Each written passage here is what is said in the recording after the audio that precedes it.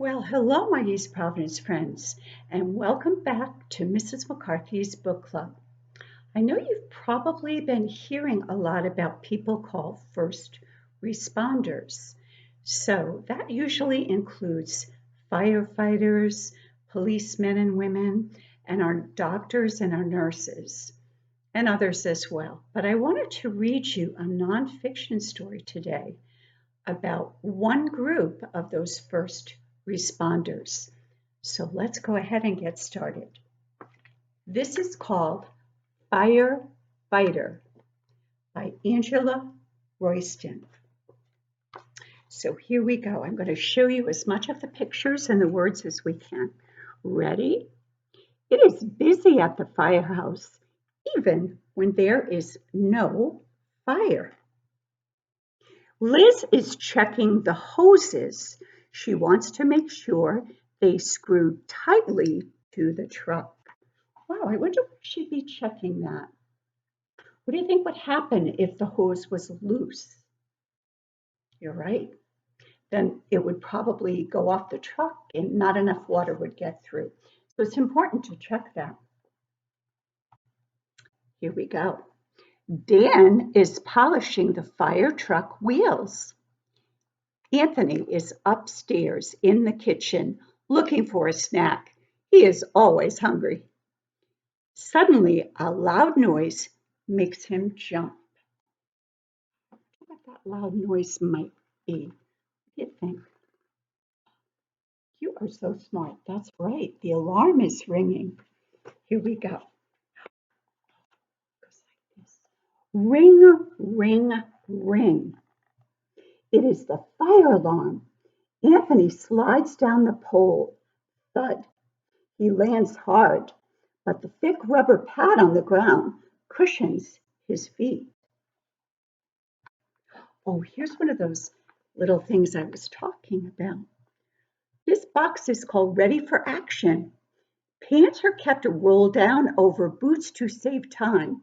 That way, firefighters can be dressed and in the fire truck in 30 seconds. They can just jump right in. Wow. Liz jumps into her boots and pulls up her fireproof pants. She checks the computer. It shows the fire is at 7 Oak Lane. In the truck, Liz grabs the walkie-talkie. Chief Miller, we're on our way. So this all happened so quickly from the time they heard the ring and they got dressed and ready to go. Right, said the fire chief. Go on this side, I think that'll be better. He has gone ahead in a special fast car. I'll meet you there. Liz starts the engine. As the firefighters jump in, she flips on the sirens and lights and drives out of the firehouse. The truck speeds toward the fire. So why do you think they flip on those sirens and lights? I bet you've been in your car when that happened. That's right. That's so people know to pull aside and they can get right to where they need to be. So there's a picture of Liz. My goodness, look at what a good job she's doing driving that. Cars and buses stop and wait when they hear the sirens coming. The fire chief calls Liz. I'm at the fire scene. It's an old house that's been empty for years. But someone saw a young boy playing on the porch this morning. He might be inside the house. Tell Dan and Anthony to get their air tanks ready. Okay, Chief, says Liz. I can see the smoke from here. We'll be there in 2 minutes. So they're rushing along to get there as fast as they can. Oh, I'm just going to show you this picture first, and then I'll read. Liz turns the corner into Oak Lane. Flames cover the top of the house. The fire is spreading quickly. There's no time to lose. Oh my goodness. Here's another little information box. Hoses. Water comes out of a fire hose hard enough to knock a person down. So you have to be strong to hold that fire hose. So here are the firefighters holding that hose. Liz hooks a hose from the truck to the nearest fire hydrant. And that's the thing that you see all over neighborhoods where it sort of sticks up from the sidewalk and you know that the firemen need that. A pump on the truck pulls water from the hydrant to another hose. Liz and another firefighter point the hose at the flames. Ready, calls Liz. Whoosh!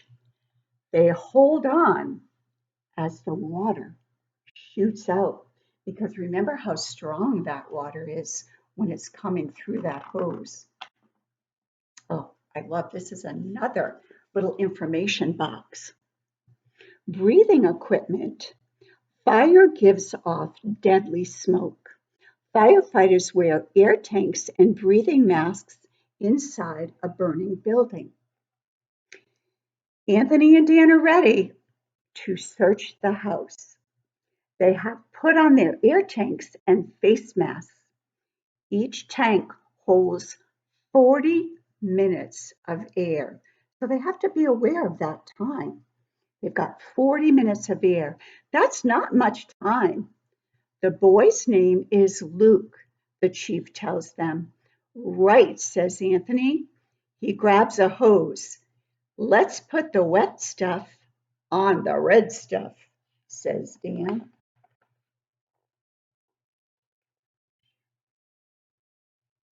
So you can see what's happening. Dan and Anthony, I wonder which side is better to see the words. Here we go. Dan and Anthony run to the back of the house. The fire is not as bad there.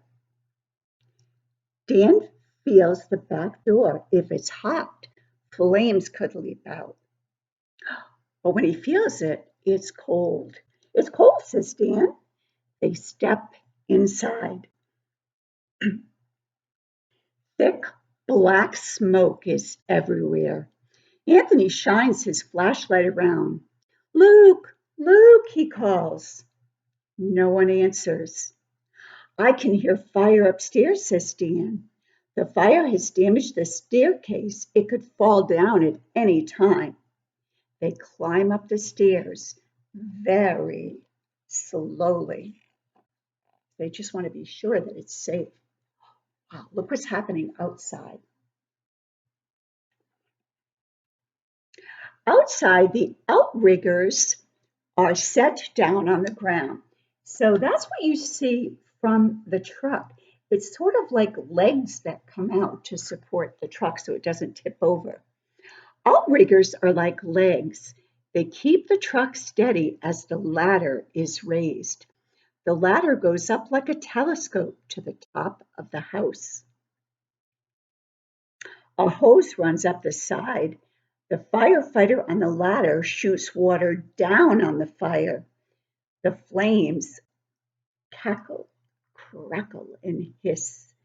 They get smaller, but then suddenly jump even higher. So you have to be careful of the flames. They can look like they're going out and then jump back. Oh, we have another information box here.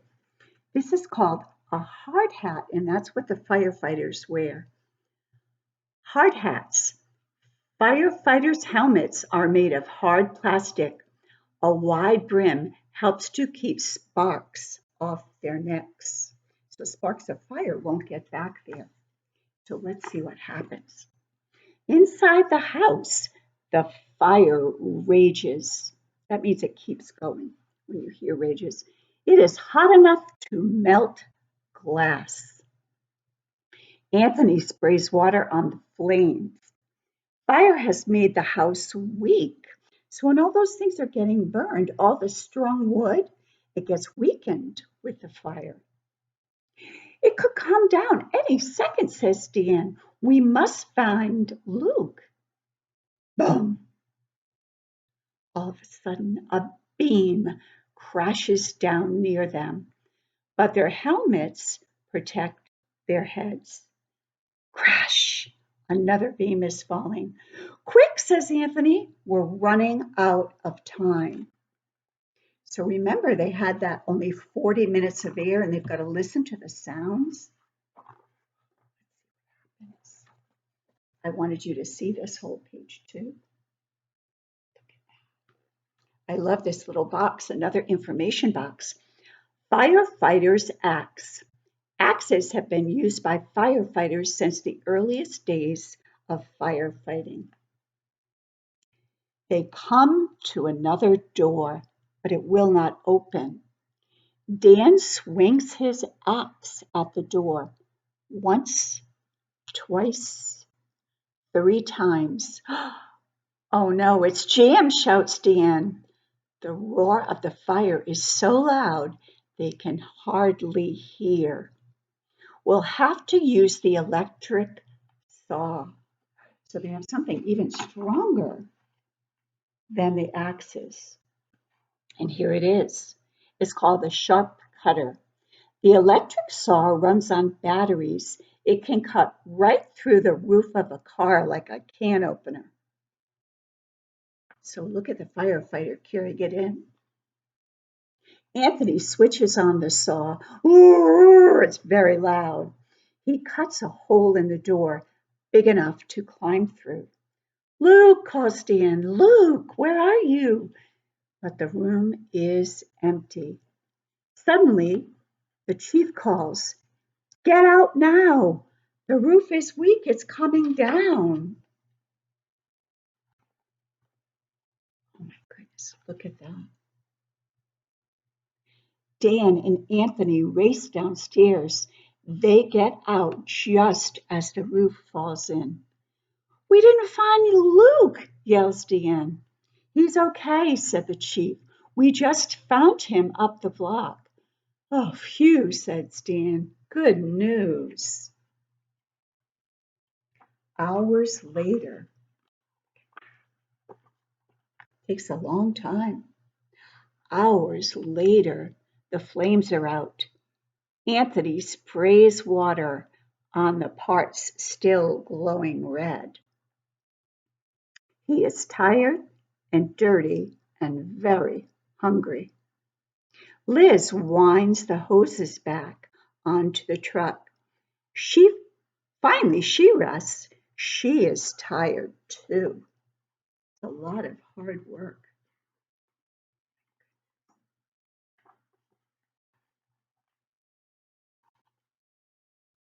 Back at the firehouse, Anthony sits down to eat. At last, he says.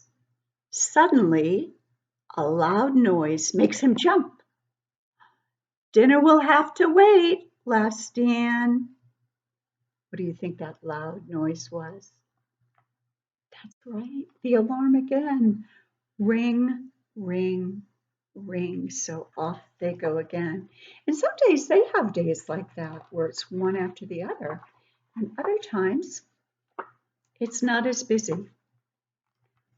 So that's when they're checking their hoses and doing all those things to keep the equipment in really good shape.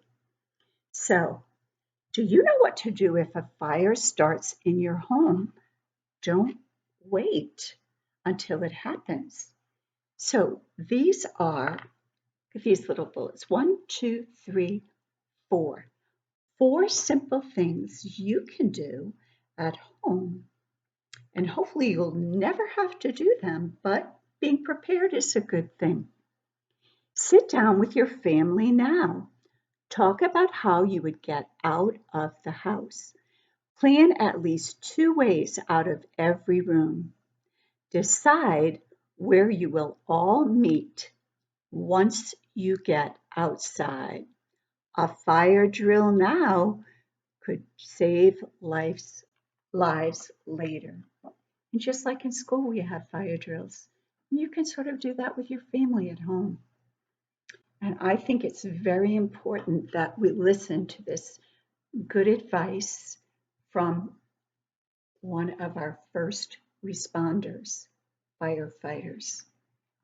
So the next time you see a firefighter, say, "Thank you for your hard work."